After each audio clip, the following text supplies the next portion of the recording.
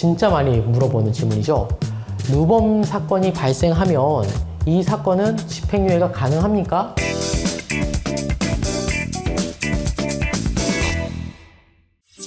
안녕하세요. 법률사무소 니키의 김민수 변호사입니다. 오늘은 누범에 대해서 한번 이야기를 해보려고 합니다. 최근 누범 사건이 많이 늘어나고 있습니다. 누범이 될 경우에는 형량이 2배가 되는 것은 물론 수사 단계에서부터 원칙적으로 구속영장을 청구하도록 되어 있는 만큼 매우 심각한 문제입니다. 문제는 당사자들이 누범이라는 용어 자체도 모를 뿐더러 어떤 경우가 누범이 되는지도 잘 알지 못하는 것 같아서 오늘은 한번 누범에 대해서 이야기해 보고자 합니다. 기본적으로요, 일반인들이 누범이라는 단어를 잘 알지 못합니다. 왜냐하면 누범이라는 건 정말 범죄를 많이 저지른 사람들이 보통 듣는 내용이고 실제로 일상적인 사람들 사이에서 누범이 적용되는 건 많지 않거든요. 먼저 자기 자신이 누범인지 아닌지, 그리고 누범일 경우에는 집행유예가 가능한지 아닌지 물어보시는 경우가 너무 많아서 한번 차례대로 설명해 보겠습니다.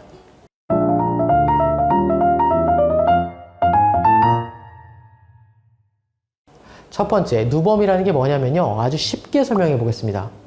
일단 어떤 범죄를 저지르고 나서, 그러니까 선고가 되고 나서 그 이후에 출소를 하게 됩니다. 출소한 다음 날부터 시작해서 3년 이내에 재차 범죄를 저질러서 또다시 구속될 상황이 발생했다. 그러면 그때는 그 처벌을 2배로 하겠다라는 내용이 누범이다 라고 생각하면 될 것 같습니다.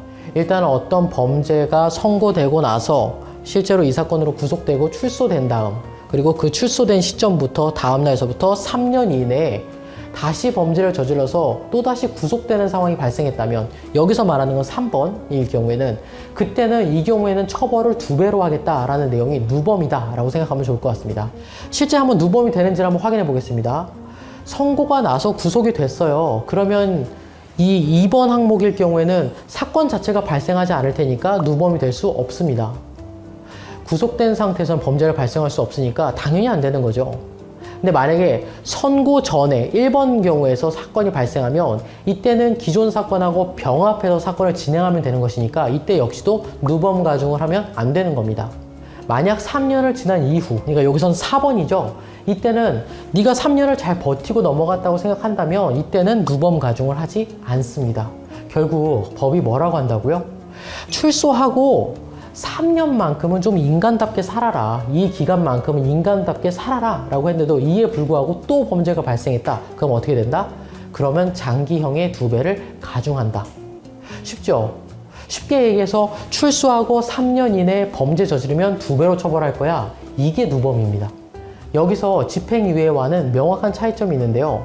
집행유예는 범죄 발생 시점이 언제인지 상관없이 그 결과가 집유기간을 도가 되고 나서 선고가 된다고 하면 재차 집행유예가 가능해요. 흔히 말하는 쌍집유가 가능합니다.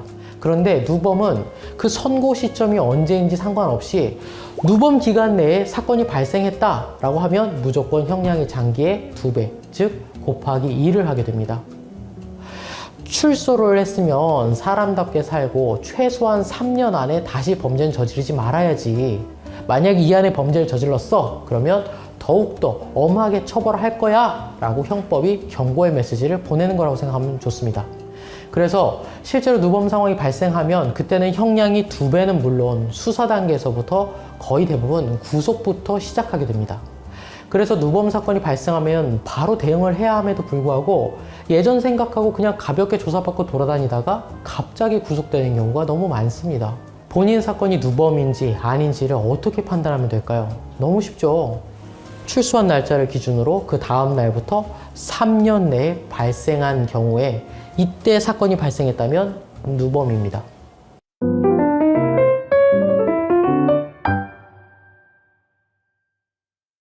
자, 그리고 진짜 많이 물어보는 질문이죠. 누범 사건이 발생하면 이 사건은 집행유예가 가능합니까? 이거 정말 많이 물어봅니다.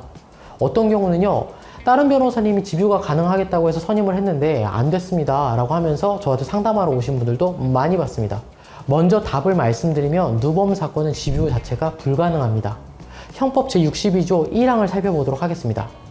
이렇게 명시되어 있는데요, 이게 무슨 말이냐면 집행유예가 이래저래 가능하다 하더라도 그 단서 조항에 집행을 종료한 후 3년 기간 내에 발생한 사건에 대해서는 그러하지 아니하다. 즉 집행유예를 이 사건은 하지 못한다라고 아예 법전에 못을 박아 주었습니다. 문제는요, 이게 단서로 숨어 있다 보니까 많은 변호사님들이 공부한 걸 까먹어요. 혹은 경험 부족으로 이런 사건을 많이 안 하다 보니까 이를 강구하는 경우도 너무 많이 발생합니다. 정리하면요, 누범의 경우에는 사건을 반드시 금고 이하의 벌금형으로 낮춰야지만 가중되지 않고, 또한 구속을 원칙으로 하고 있기 때문에 더 기민하고 세심하게 새롭게 발생한 사건을 처리해야 됩니다. 누범 기간의 사건을 구속 자체를 막는 것 자체가 쉽지 않은 일입니다. 그러나 정말 억울하게 사건을 당했다거나 혹은 명확히 범행의 죄질이 나쁘지 않다는 것을 입증할 경우에는 구속을 면하고 벌금형을 받는 것도 불가능하지 않습니다. 물론 자기 사건에 대해서 정확한 내용을 확인하기 위해서는 좀 더 구체적인 상담을 받아보시는 게 중요한 것 같습니다. 다만 오늘은 러프하게 너무 많은 지문이 나오는 부분이다 보니까 내가 지금 실제로 집행유예가 가능한가? 혹은 내 사건이 혹시 누범인가?를 판단하기 위해서 이렇게 영상을 촬영해 보았습니다. 오늘은 누범에 대해서, 그리고 누범일 경우에 집행유예가 가능한지를 한번 알아보았습니다. 세상에 억울한 사람이 없도록 법률 서문디케이 김민수 변호사였습니다.